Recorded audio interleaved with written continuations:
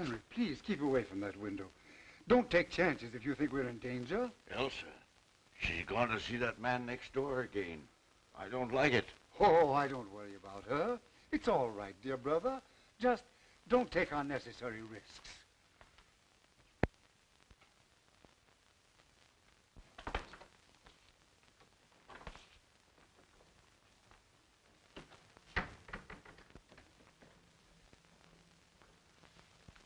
She's gone next door again.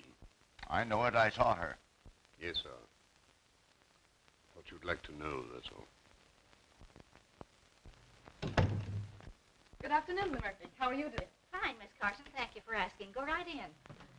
Hello, Mr. Bernard. Hello, Elsa. Sit down, please. I must have started something when I introduced you to Landis. Why? What do you mean? Did you come over just to have tea with an old man? Or is someone else coming? I don't know. Of course, if Jim drops in. Oh, him now, is it? Well, Landis is a fine chap, all right, but detectives shouldn't get married. Not until they retire. What do you mean? How about that lady who lives next door to us? Mrs. Tallman? Why, your aunt and I are just old friends. So I've noticed.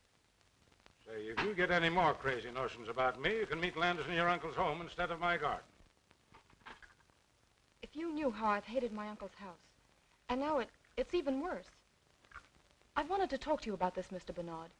I don't feel that everything is right with my uncles. Financially? Oh, no, it isn't that. It's just little things I notice. Well, tell me some of the things, Elsa. Well, none of them seems anything by itself. Oh, I suppose it's natural enough for two elderly men not to venture out of the house after dark. Anyone might hate to sit in a lighted room unless the blinds were drawn, and anyone might be nervous of burglars or fly into a rage at the mere mention of peddlers. Well, how long have they seemed nervous? I noticed it about 2 weeks ago. Have you any idea what makes them so nervous? They're rather mysteries in the neighborhood, you know. I've wondered about Deegan. Who's Deegan? He was the last man we had. He shouted all sorts of threats when Uncle Henry discharged him. I don't think he'd do anything really dangerous, though. I like Deegan. Much better, in fact, than our present man, Foot.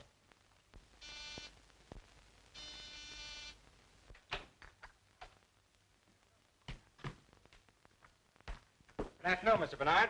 Hello, Elsa. Sit down. I'll pour you some tea. Are you all through? Yep. I have my man in jail, and my work here is finished. I'm going to town tonight. Give my regards to all the gang at headquarters. I surely will, sir. But don't think for a moment you're forgotten. The old-timers all hold you up as a shining example to me. They call me Sherlock Jr.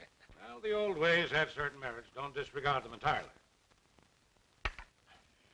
You're not finished already. What's the hurry? I was going to take you for a little drive. It's the last chance I'll have for a while. Oh, don't mind me. I'll go for a stroll. Sit down. We have nothing to say that can't be said before you. Oh, haven't we? Hello, everybody. Having a little tea party? Mr. Landis, this is Mr. Blake. How are you? Oh, yeah. Mr. Blake is my paying guest. Calls himself a chemist. And if making horrible stenches is any criterion, he is. I'll surprise you one of these days and make Dr. Milliken take a back seat. I'll bet he's worried. Mr. Blake in? Oh, excuse me. What is it, chum? Oh, excuse me, please. I want some carbon tetrachloride. Oh, what do you know about carbon tetrachloride? Oh, me one time a terror. Oh, yeah? Come on out to my laboratory. Oh, thank you very much. Let's go before Blake gets back. Oh, he's not as bad as all that. But remember, this is my last day here. All right, run along then. I'll be seeing you again soon, sir. You don't have to tell me that.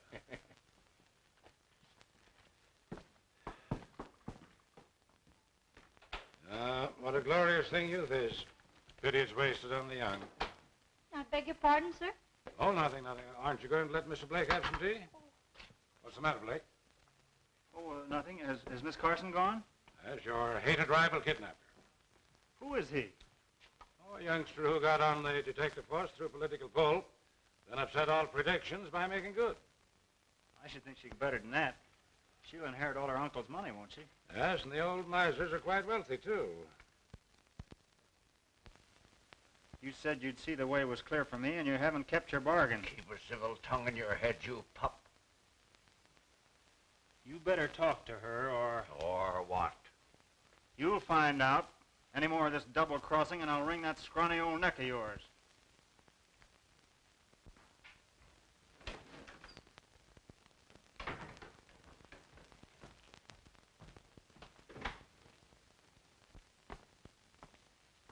Won't you please say yes, dear? I can't now. Oh, it's no use pretending I love my uncles. I don't. They wouldn't let me when my mother and father were killed and I first came to live with them. But they need me, Jim.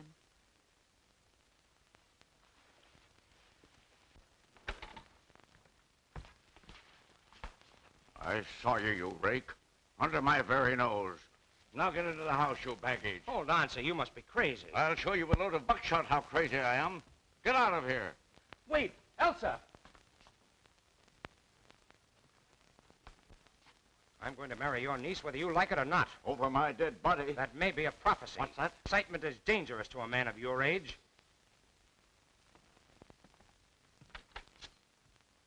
Thank you. Well, I'm glad to see you home again, Mrs. Tallman. Oh, that's very nice of you to say so. For two reasons. Have you seen Elsa's uncles lately? I'm as welcome in that house as a polecat at a garden party. I only moved here to be close to Elsa. Oh, you're not their sister then? Heaven forbid. But Elsa's mother was. They wanted her to marry a scoundrel, but my brother stole her right under their very noses. They've never forgotten it. Yes? Mr. Landis to see Mr. Bernard. Hello. Pardon me. I was next door and saw you come in here. You know Mr. Landis, Mrs. Tallman. So you're the young man Elsa wrote about. What's the matter, boy? Elsa's uncle. I'm not going to have her subjected to those insults. What insults? What did he do? All the things that I won't stand for, and said that I would marry her only over his dead body. It's not a bad idea. What have they got against me? Perhaps they don't like detectives. Just what do you mean by that? Well, nothing, but they won't even speak to me, and I'm retired. I've decided not to leave tonight.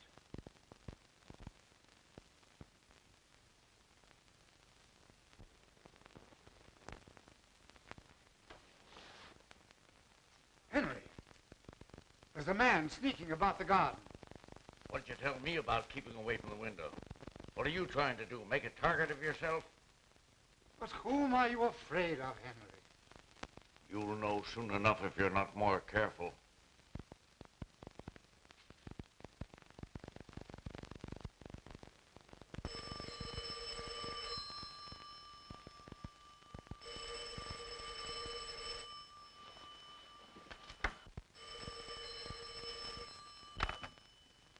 Hello? Hello? Who is it? Well, sir. Please come over. Something terrible has happened. I'll be over as soon as I get dressed. Oh, please, Mr. Bernard, tell me what to do. There, now, dear, keep cool. Now tell me, what's happened? Uncle Henry. In there.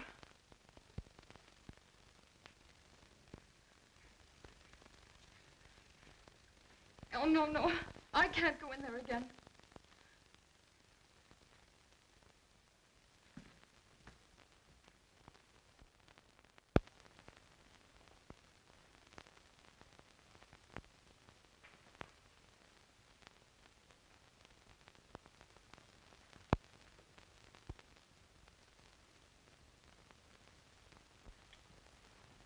Hello, Doctor. Henry Carson is in there in the library, stabbed in the back. Great Scott. Murdered?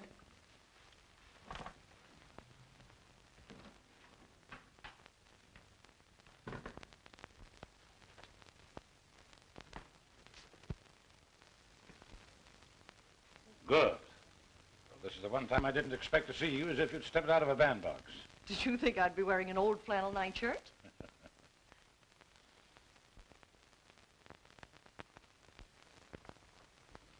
There, there. It was a dreadful shock, wasn't it?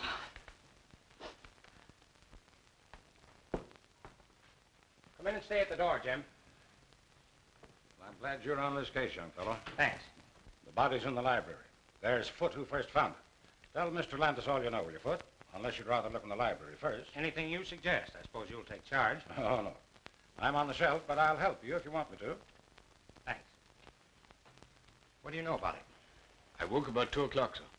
It was very warm, so I got up and opened the window. I saw the light from the library shining on the lawn, so I came downstairs. I thought Mr. Henry was asleep. I shook him very gently, but he wasn't asleep. So I called Miss Elsa. Elsa, were you awake when the butler rapped on your door? Yes. I mean, no, I don't think so. Did you hear anything unusual before he rapped? No, I didn't. I see. And now may I be permitted to suggest that Mrs. Tallman take Miss Carson up to her room? Well, you don't have to. I was going to do it anyway. On your way, young lady. Oh, Uncle Charles, don't come down, please. Why not? What's the matter?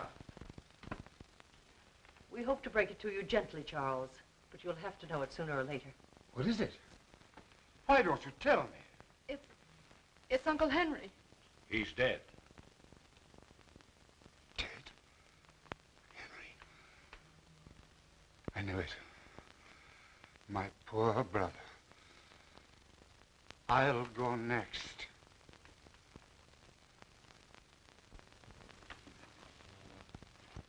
Do you think the stab in the back was the cause of death? Naturally. But this was done with a fine instrument, which accounts for so little superficial bleeding. There was none. The edges of the cut in his shirt and undershirt were bloodstained. Yet if the instrument reached the heart, there would be blood on it when it was withdrawn. If it reached the heart. Young man, I'm short of sleep. Good night. If it reached the heart.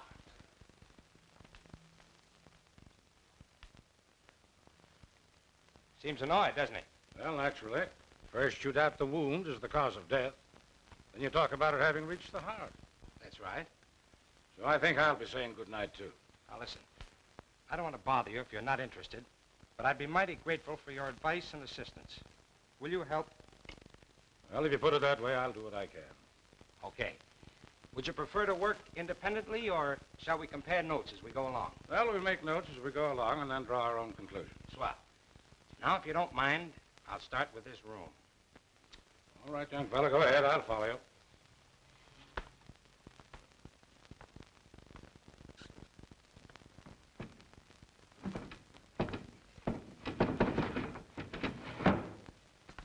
Evidently, the murderer didn't come in by the window. Well, there's no sign of a struggle. Carson was stabbed without warning as he sat at his desk, not moved to that position afterwards. I'm with you on that.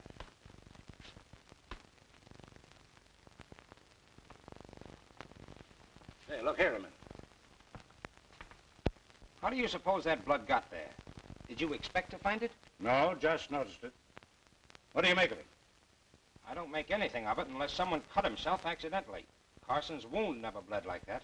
Look, there's a little mark here, too, in line with these spots, where a sharp point scratched the shellac. That's interesting. Someone dropped a sharp instrument here that had blood on it, and the blood dripped a little. Mm-hmm. Well, for the present, that explanation ought to serve. But where's the weapon? I haven't seen a sign of any possible weapon, blood-stained or not. What's that on the little table by the sofa?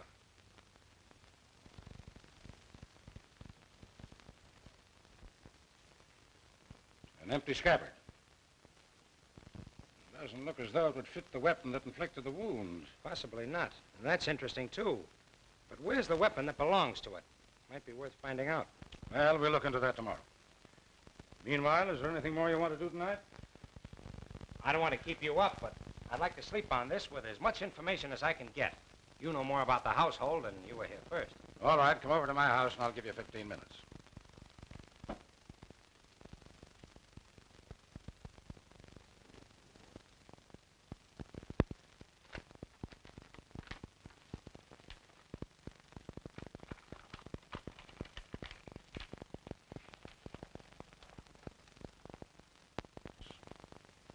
Only got to know Elsa through her aunt, Mrs. Tallman. Well, that about covers everyone. Well, except Peter Blake, my lodger. What has he to do with it? Oh, probably nothing. But he's had his eye on Elsa for some time, and he knows she'll inherit her uncle's fortune. Well, as far as that goes, I could be suspected myself. Or Mrs. Tallman. You remember what she said. Well, now there's something else. Elsa was very agitated, of course, but wouldn't let me send for the police, which struck me as, well, unusual. She naturally wants to have the murderer punished. Yes, you think so? Yet when I suggested that she send for her aunt, she stammered a very poor excuse. But you did send for her. Oh, yes. Now, don't misunderstand me. I don't for a moment suspect either one of these two women. But there's something peculiar at the back of Elsa's attitude. She's fond of her aunt, isn't she? Oh, devoted to her. Well, I guess that's all. Oh, there. Let me show you what I found. I found it beneath the dead man's hand.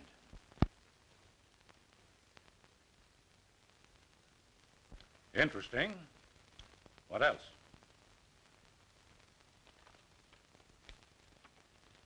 A dead mouse. That's interesting, too. It's prima facie evidence against the housemaid, but it's not just the kind of evidence we're looking for, is it? Maybe not. Who knows? Good morning, dear. I wanted a moment with you alone before Bernard arrives. Let's go to the sitting room. I'm afraid I had no washout this morning. I hardly slept all night. I know the shock must have been terrible.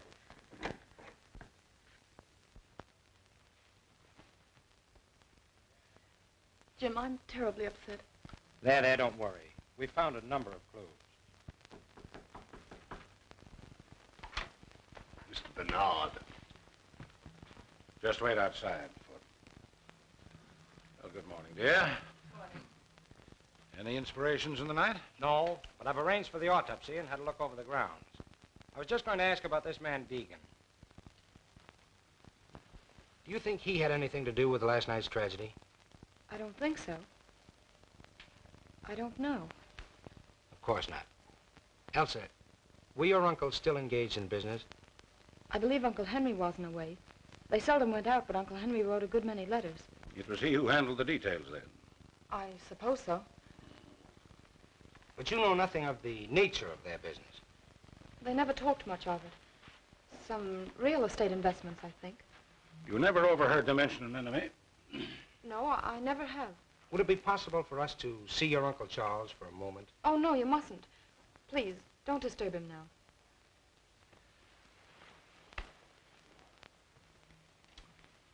You know what he meant when he said, I knew it. Only that he's been afraid of something for weeks. You know of any quarrels your uncles may have had with anyone? Anyone at all, recently? Oh, don't mind me. If I'm guilty, I'll condemn myself. Did anyone else call at the house yesterday or last night? Well, what was that? Did anyone else call yesterday or last night? I don't think so. Won't you let me go now? Before you go, may I ask you one more question? What is it? Well, I just want to know whether you saw anyone other than the regular household about the place last night before the tragedy. No, I did not.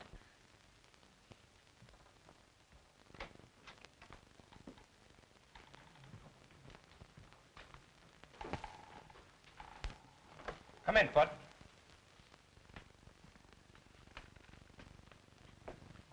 Sit down.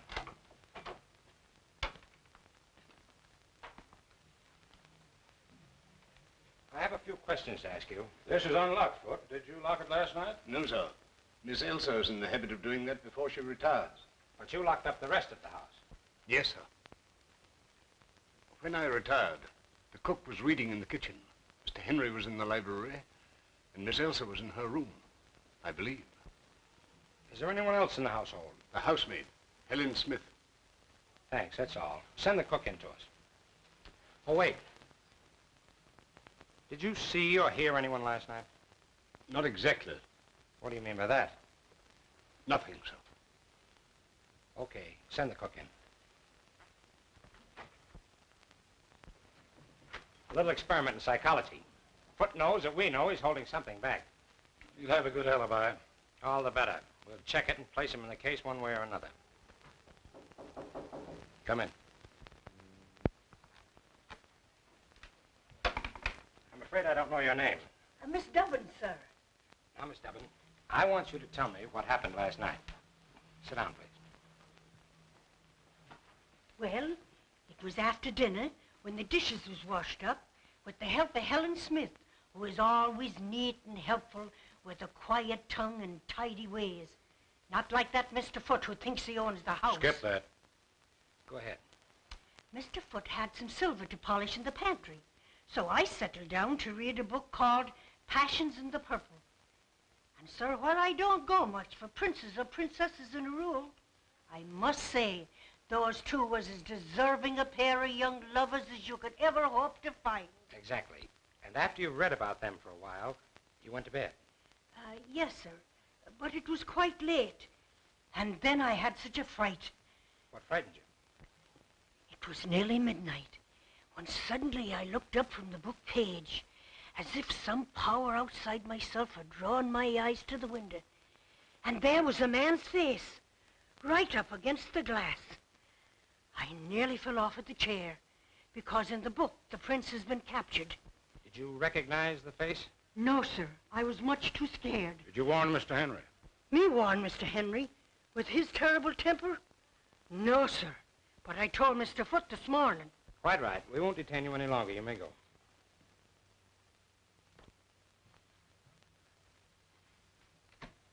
Well, that's that. What do you make of it? I think I'd like to have a few more words with our friend Foote.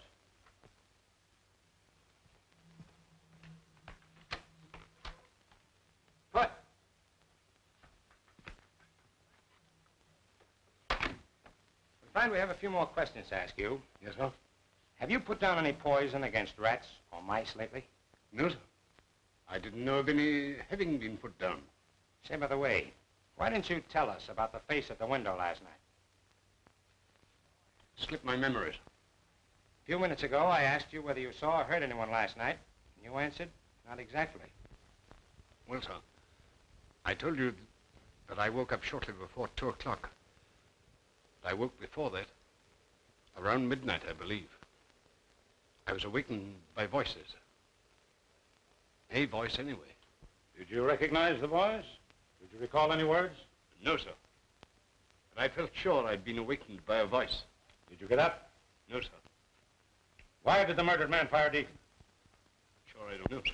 What hold did you have on Henry Carson to make him fire a good man without cause, just to make a place for you? You'll excuse me, sir, but I don't know what you're talking about. Did you ever hear of Foxy Wilder? No, sir. That's all. Send in Miss Smith.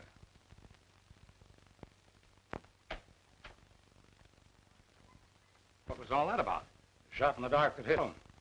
Did you see Foote take it? I certainly did. Who the man? Forger that I haven't seen for 15 years or so. He was arrested twice, but wiggled out of both convictions. We have his fingerprints, though, and I'm practically certain he's the same. The idea that he might have had a hold on Carson out of the past is interesting. Yes, very interesting.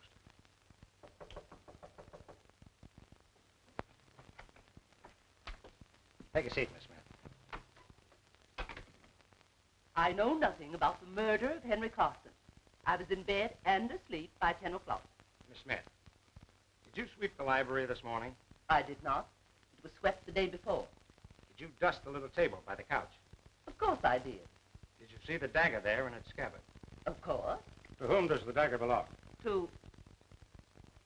Why? We're asking questions. To whom does the dagger belong? I haven't any idea. Does it belong to Miss Elsa? Well, if you're trying to accuse that poor innocent girl... Does belong to Miss Elsa, eh? I haven't the faintest idea. That's all, Miss Smith. You may go.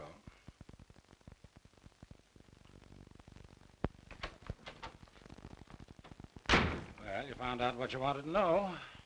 Now, look here. You don't imagine that Elsa... I imagine nothing. There's a lot of things I want to know.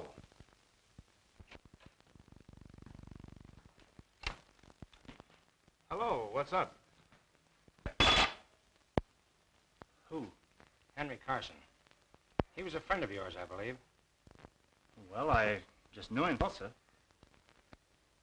What are you, doing here, Mr. Blake? Oh, just experimenting. You have a lot of poison gas, I see. Why, yes. Oh, no, not exactly. But say, Mr. Landis, I wouldn't think of killing old Carson. Well, of course not. We'll be ready in a few minutes. Why, I'm out to lunch. I have an engagement. Going far? Oh, no, just around here.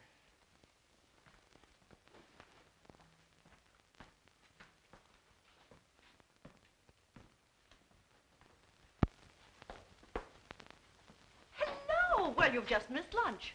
What's the bag for? Uncle Charles insisted I come to stay with you. Well, wonders never cease.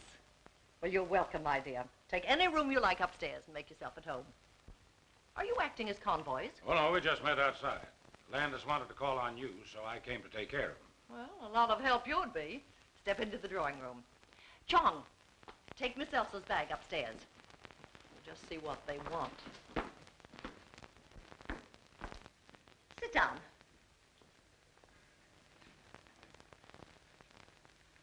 You want to talk to me? Did I or did I not kill Henry Carson? That'll do for a start. Well, what do you think? You're a detective? You'd be surprised at the number of charming-looking women that permit themselves the luxury of murder. You know, I'm beginning to like you. But you haven't answered my question. I'm not going to, young man. Find out for yourself. I'll admit I once shot a man, but it was a very poor shot and I was terribly ashamed of it. Carson's death was no great grief to you, was it? No. I'm a good hater, as anyone who is unkind to Elsa will find out. Have you been in touch with the Carson house lately? Let's see. We talked it over last night. But we couldn't imagine who might have done it. I mean, were you in touch with the Carson house, Mrs. Tallman? Why, I haven't seen Aunt Marion for days. But you talked to her. After we found Uncle Henry, Aunt Marion came over, you know. Don't be silly, child. You telephoned me last night about 10 o'clock and asked me to come over.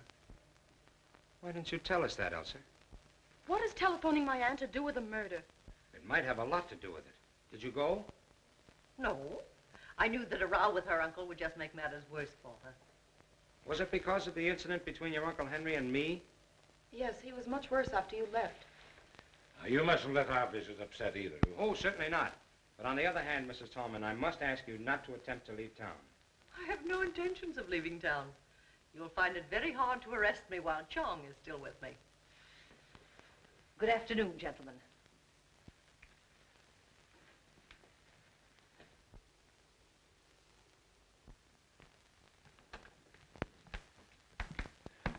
I'll inform Mr. Carson that you're here, sir. Say, Foot seems like cocky. Did you notice the change?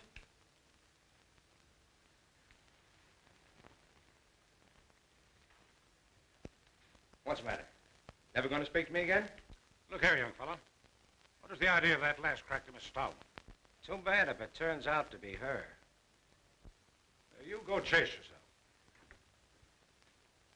Well, gentlemen, here I am. Be seated, gentlemen, please.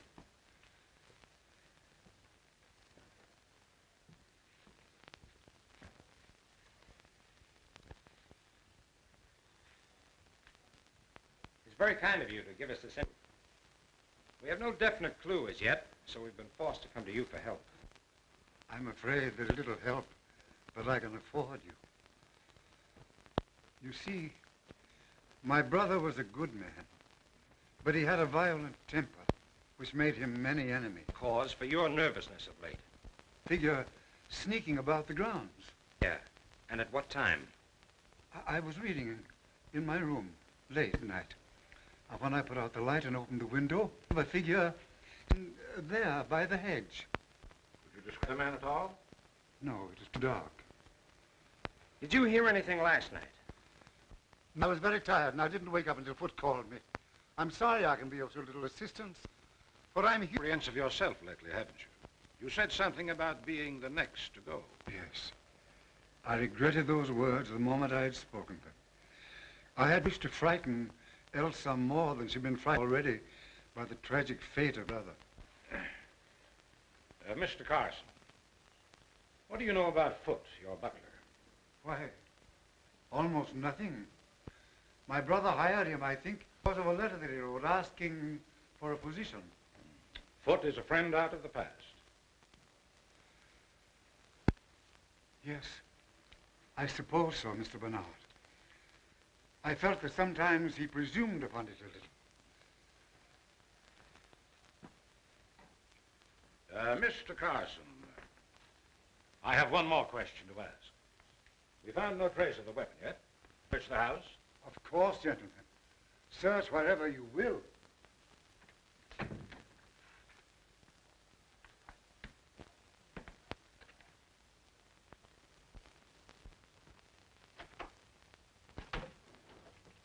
No use looking in there. If it were hidden among her clothes, she'd have found it herself.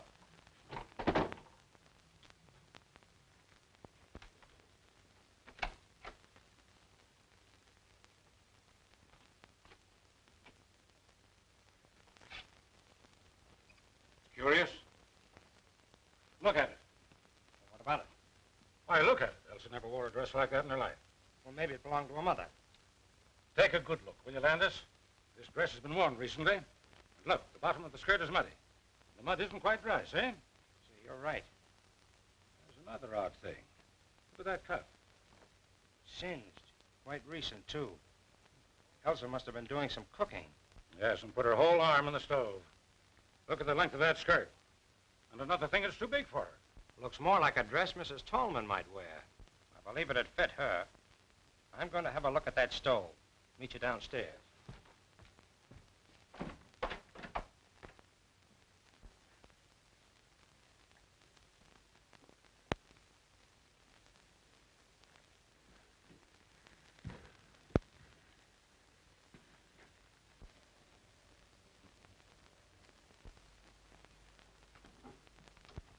Excuse me, sir.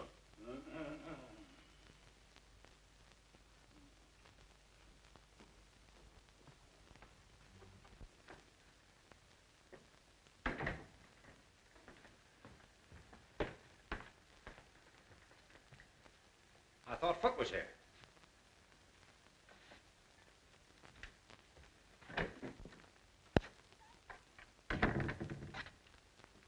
Foot. Do you remember anything more about the voice that awakened you earlier in the evening? I really don't remember anything more than I told you, sir. Well, do me a favor and try hard to remember now, will you? I'll try, sir.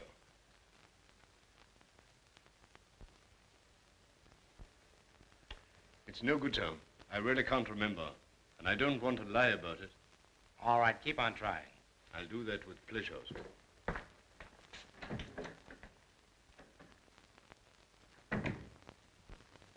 No, I can't say that I noticed anything peculiar about the library chandelier.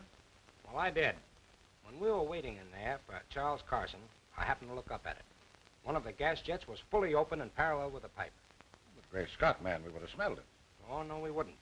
The cook tells me that Henry Carson had a scrap with the gas company and it was shut off all over the house. She uses a coal stove. That's how I found out about it. Well, what harm could it do then if it were open? When I went in to speak to Foot, it was closed again. But who would have touched it? Was Foot in there long enough to have turned it off? Oh, quiet. What on earth has that got to do with the case? You don't see the connection? No, frankly, I don't. Well, possibly not. It was just a crazy idea I had about Blake. I don't take much stock in this affected humility of yours, young fella. Come on now, watch the connection. We'll see. Oh, I make the facts out of the cook that the man at the window looked like a foreigner. Wore a cap, had gray or blue eyes, an unshaven face, and a black mustache. A complete description. Either she was lying in the first place, or she's made it all up. No, she didn't know she knew it. And we'll have no difficulty in finding it. Want me to do it? I'd be glad if you would. And now, before I leave, I think I'll pay Mr. Blake another little visit.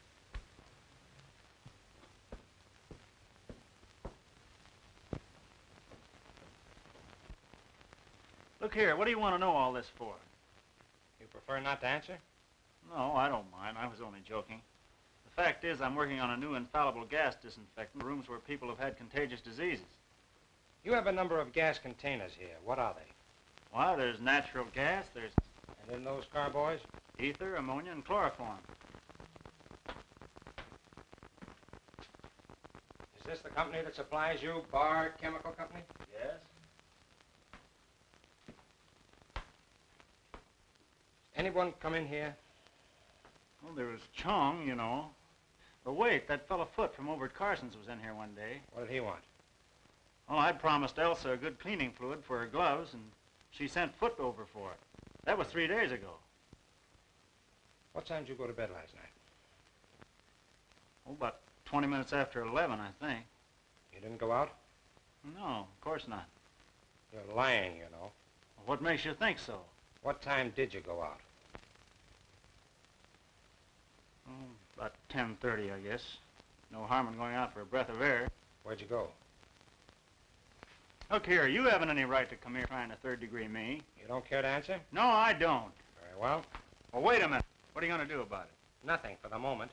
But when you get ready to tell me what you were doing on the night of the murder, let me know.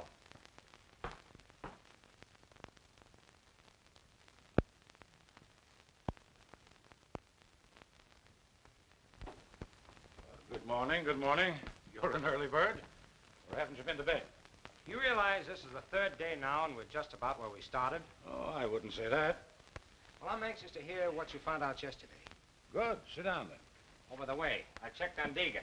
The people who employ him were giving a party that night, and he was on duty until 4 in the morning. So that eliminates him. Well, I had better luck. I expect to produce the face at the window today. How? Through Briggs, the man Henry Carson was writing to. He's their real estate agent, and none too honest, I fear. I found out through Briggs that the Carsons own a number of tenements that he bought for them under an assumed name. He also admitted that there have been a number of fires in those buildings lately. Obviously sapphire bug.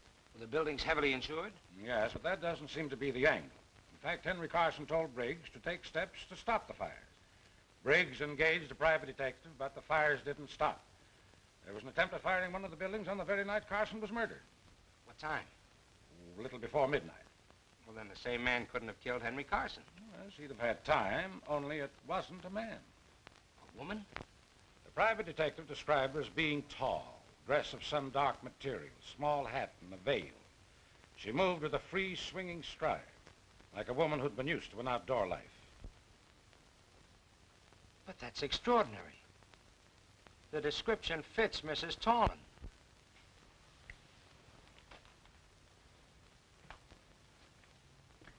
I knew you'd say that. I asked Charles Carson if he had any clue to the firebug.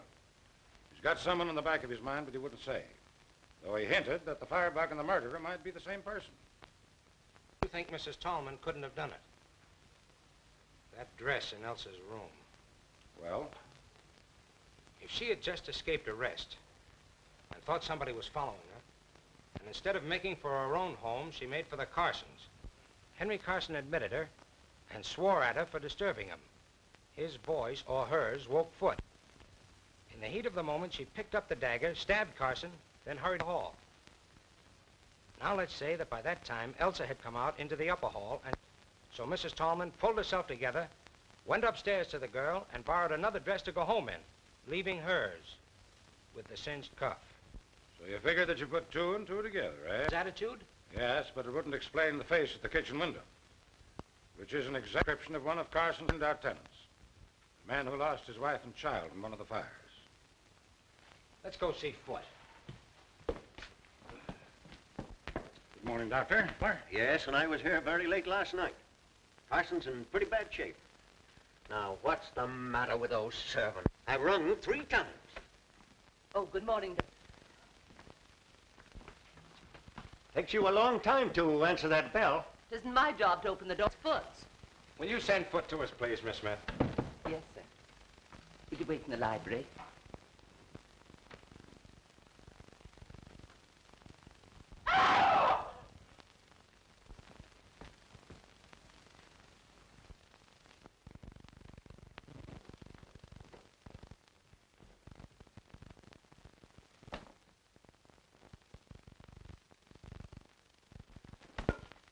What's the matter?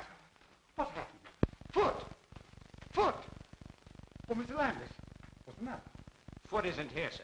What? The fact is, Mr. Carson, Foot has been injured. What? How could he be? He had too busy leaving the house at this hour of the day. Dead.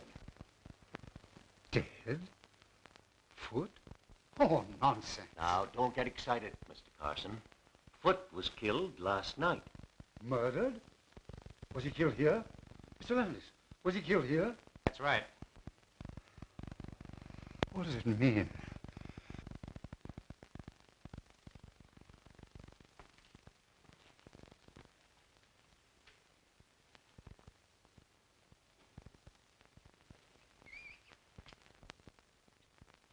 Here, Landis. What do you make of this? Looks as if some very muddy article was dragged across the sill. You see that out there? Yes. Flower bed is covered with footprints that have been carefully trodden out.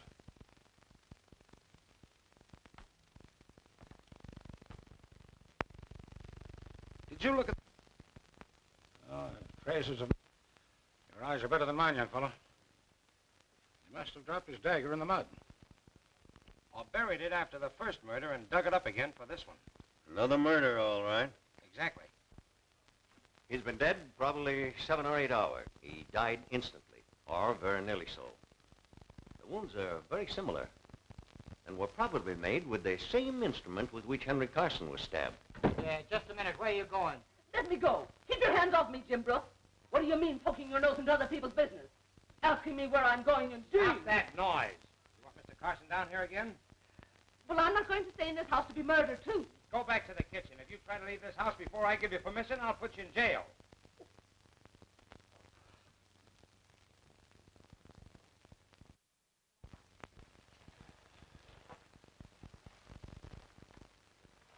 Helen Smith is gone, and there's only the cook, so I had to come back. Yes, dear, we let her go home. I've questioned both those, and they can't throw any light on the case. Now, I want you to trust me, Elsa. I do trust you, Mr. Bernard.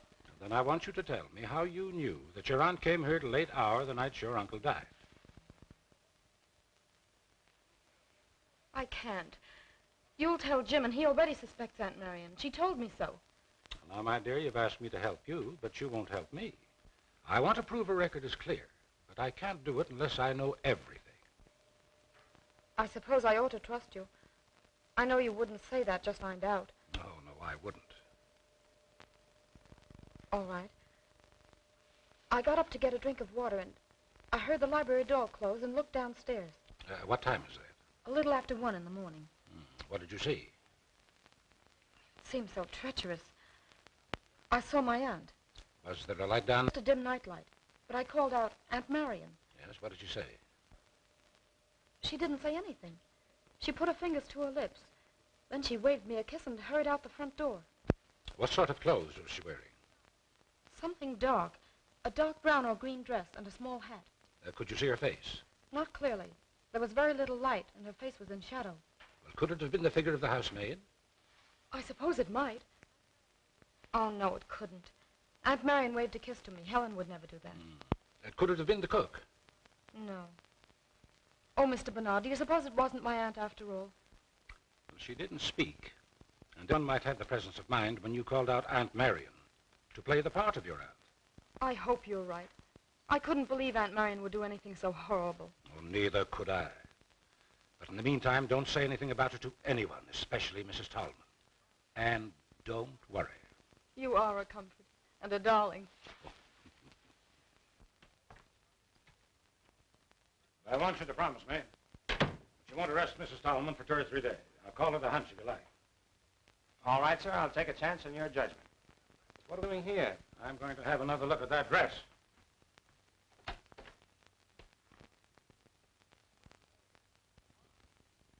Gone.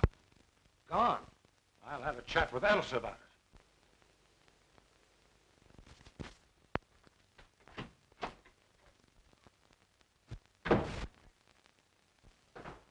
Here's your man, sir. Is this the man you saw at the window? It's the very man, sir. We have a few questions to ask you. Come in here.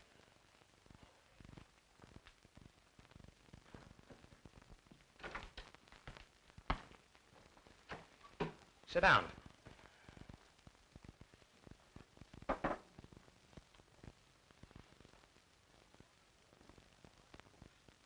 Honest gentlemen, I don't know nothing about it. Don't worry about that now. Sit down. We haven't accused you of anything yet, you know. Now, you tell us your story in your own way. Well, it was like this.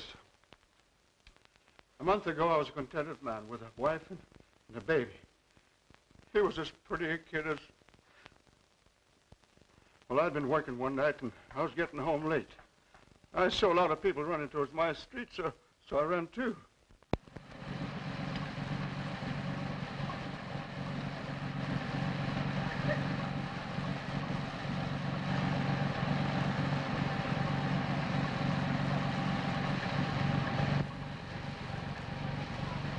Get back there. But my wife and kid, they're in the fire. Everybody's out. My wife and kid, are they safe? There was a woman and kid, but they took them to the hospital. Hospital?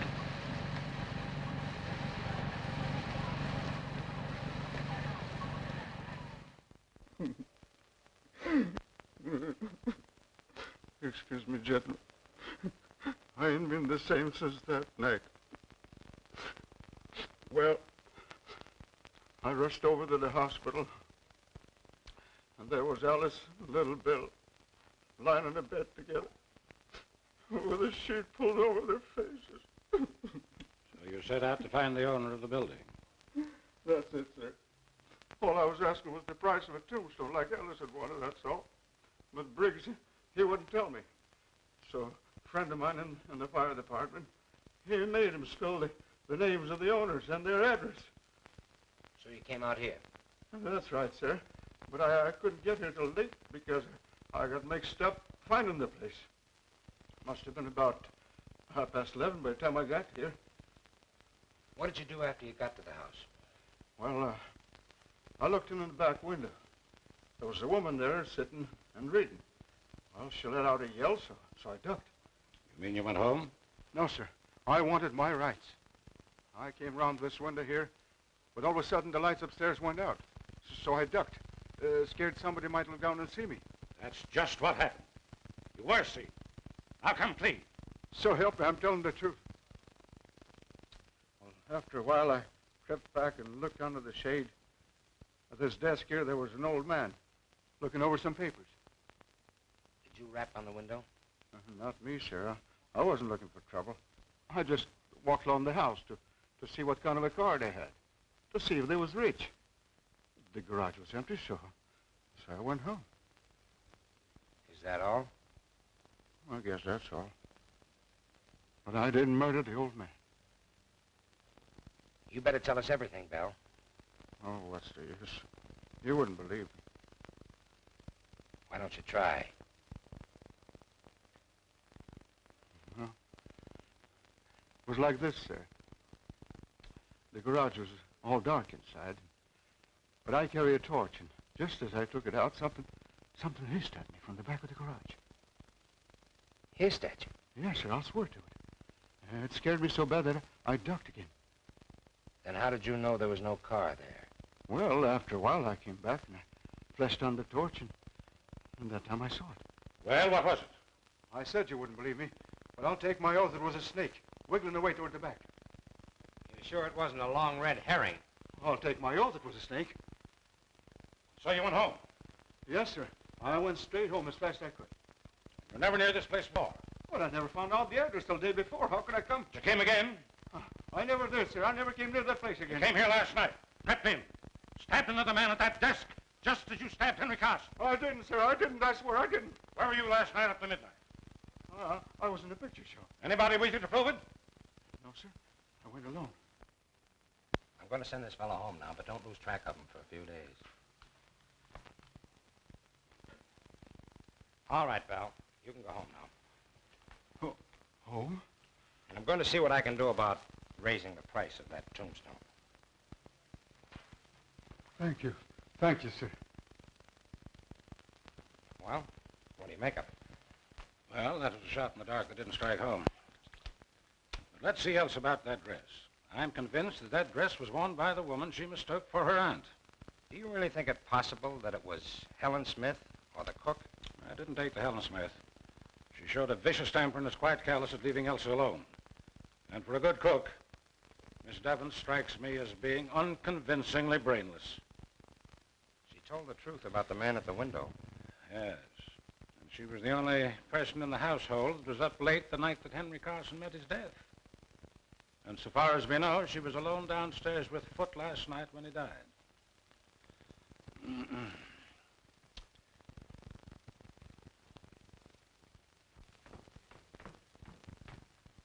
Where are you going with this? To the kitchen, sir. And the incinerator, I suppose. No, sir. Miss Elsie thought I might be able to wear it. Elsa!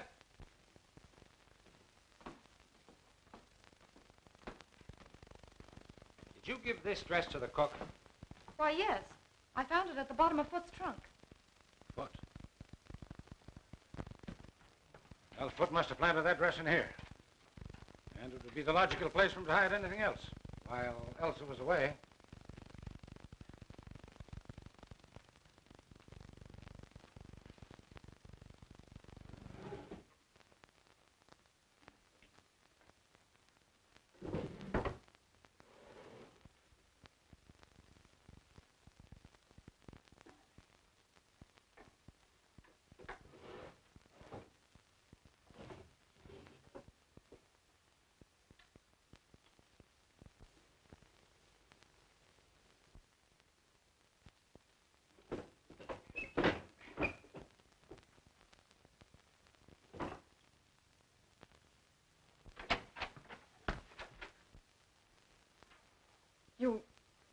You found it.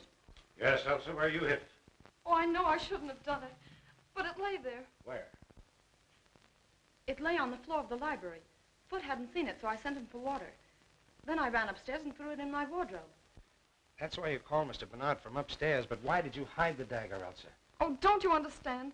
I thought I had seen Aunt Marion leaving the library. When I saw that dagger covered with blood... Then you washed it and later hid it in the drawer. You did a very foolish and dangerous thing. Oh, it wasn't as bad as all that, dear. There are other clues, you know. I'm sorry. But I'm not frightened anymore. The gentleman from the chemical company wants to see you, Mr. Landis. Oh, thank you. Will you come too? Excuse us, dear.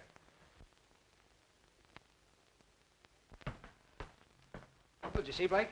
No, I didn't. What new theory is this? It's not a theory. I had the chemical company send out Mr. Watson here to examine Blake's laboratory. Well, what'd you find, Mr. Watson? The pressure is good in all the gas tanks except the carbon monoxide. Which means? That most of the gas has been drawn off. Well, could it have leaked out? Our tanks don't leak. Somebody might have left the tap open a little, but if he did, he'd be lying around there somewhere. Well, that's all I wanted to know. Thank you. I'm glad to help you if I can. Oh, you've been holding out on me, eh? Not on facts, only theory. Carson's wound didn't bleed. That's why I made such a point of whether it reached the heart or not. My idea was that when Henry Carson was stabbed, he was already dead. The autopsy showed a scarcity of oxygen in the lungs. In that case, the wound wouldn't bleed at all. It didn't. But let's take the evidence in order. First, there's the mouse. The little beggars never die out in the open unless they've been poisoned, but nobody had put down any poison. Where's the connection? Suppose that Henry Carson had been sitting quietly at his desk and Mr. Mouse ventured into the middle of the room.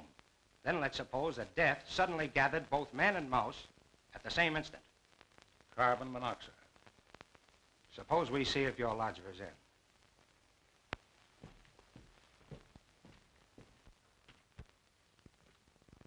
Well, it looks like he skipped. I'll broadcast his description. We'll soon pick him up. Say, Landis, how do you figure the gas got in the library? From the gas jet in the chandelier. Blake tapped the pipe and let in the carbon monoxide from the tank. Sounds interesting, but I'm inclined to think it's all moonshine and coincidence. Now, how would that hook up with the stabbing of Henry Carson and the stabbing of Foot and the dagger and the disappearing dress and the woman in the hallway? Were they all in the plot together? We're not even sure that Foot and Carson were stabbed with the same dagger. We're sure they weren't. Elsa hid it long before Foot was murdered. Oh, quite so. But that doesn't prove that both men were not stabbed with one and the same dagger. For the love of Mike, man, you don't suspect Elsa. I don't think Henry Carson was stabbed with the dagger at all.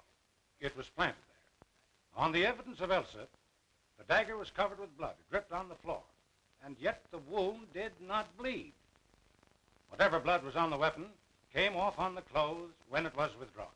That's right. Well, then we can eliminate at once both Arthur Bell and Peter Blake. For neither of them had the intelligence to conceive such well-planned crimes. Well, I'm not eliminating Blake, and I'm not eliminating Mrs. Tallman. All right. But there's an experiment I'd like to try. What is your experiment? Well, it's quite simple.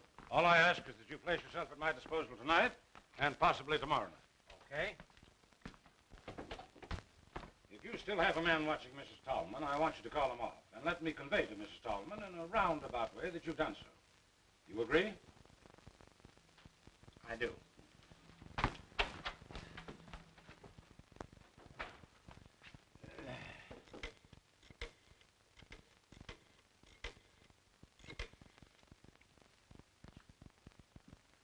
Hello, Elsa. Well, I think I have some good news. Landis has agreed to remove the man who's watching Mrs. Tallman. And he doesn't suspect her anymore? Oh, may I tell her so? Oh, I don't see why I shouldn't tell her. I don't think there's any secret about it. Well, I wouldn't be surprised if we had the real culprit any time now. Oh, it's a pleasure. Goodbye. All right, I've called off my man. What next? I want you to go back to your hotel and stay there quite openly. And about 11 tonight, slip out and creep up to my back door without letting anyone see you. Anyone at all. Can you do it? I think so. All right, then. Off with you.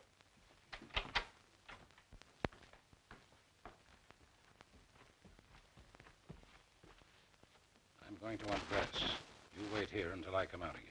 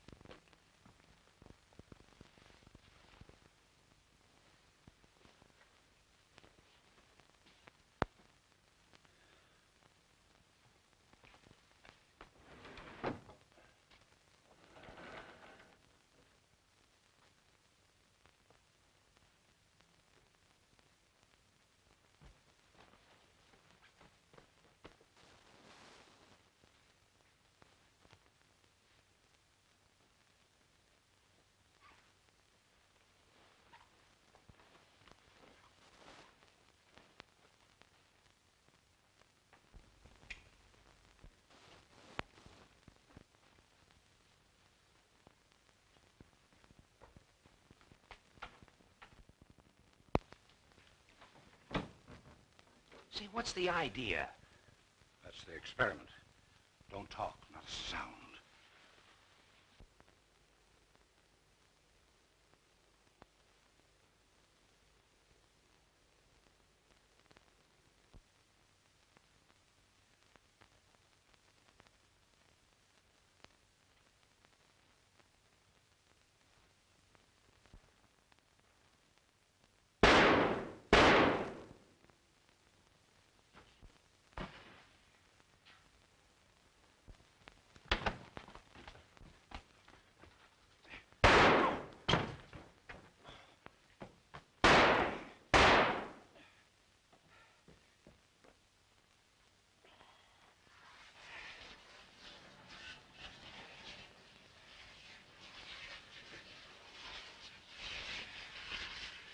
That's safe. Come on.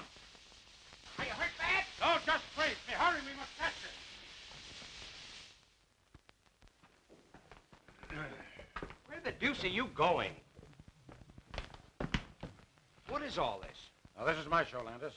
Bruce here is the detective working for me. You identify the firebug, Bruce? All but the dress, sir. Same height, carriage, and walk. Uh-huh.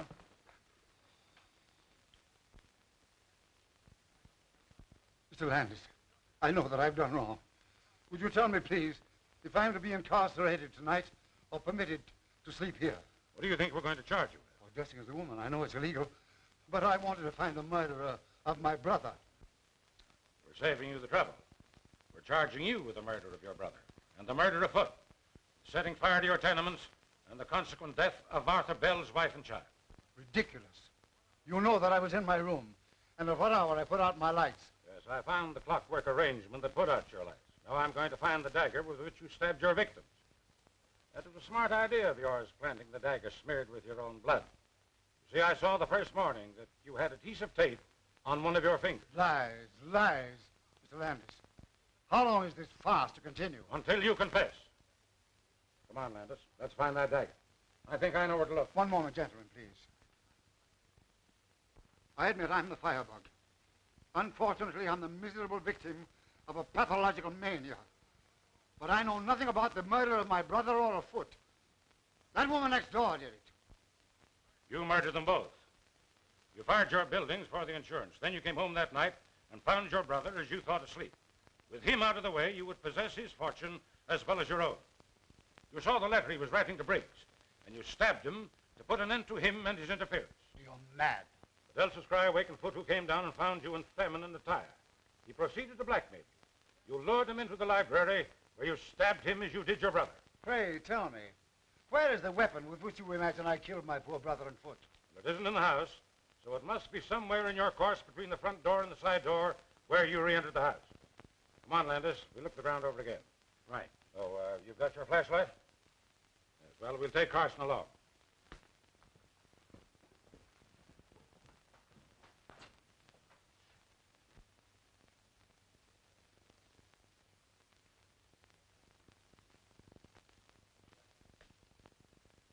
Look there, Landis.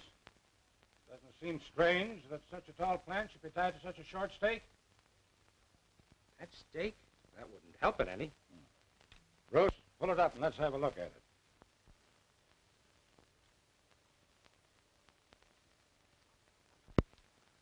That accounts for the mud on Foot's back. You win, Bernard. But it took you years to do it. But I got you in the last trap. Okay, Bruce.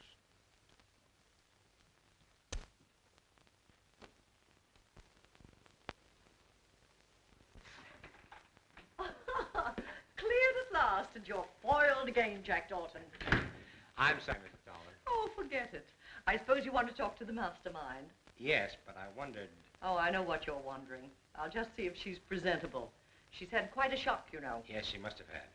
You'll find Sherlock in there. Thank you. Good morning. Oh, good morning. Oh, don't get up.